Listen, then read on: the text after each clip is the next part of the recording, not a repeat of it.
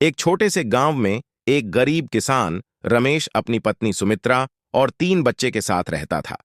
रमेश का खेत छोटा था और फसल भी बहुत अच्छी नहीं होती थी, लेकिन रमेश ने हमेशा मेहनत की और आशा रखी कि एक दिन उसकी किस्मत बदल जाएगी।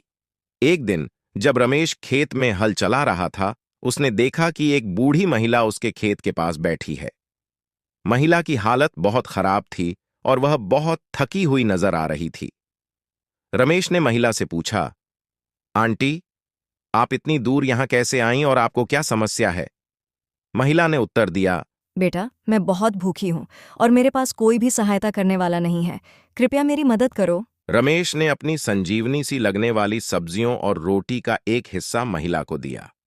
महिला ने उसकी मदद के लिए धन्यवाद कहा और आशीर्वाद दिया। भगवान तुम्हारी मदद करेगा बेटा।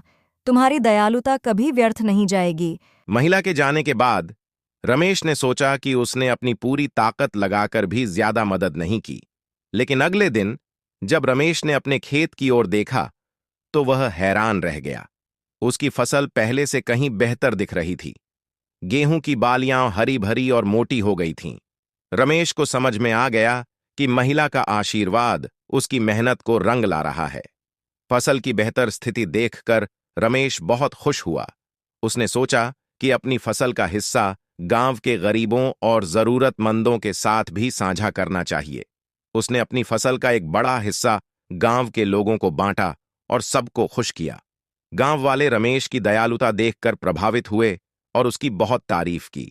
रमेश की मदद और दयालुता की वजह से गांव में उसकी आदर और सम्मान बढ़ गया। समय बीतता गया और रमेश की फसल हर साल बेहतर होने लगी।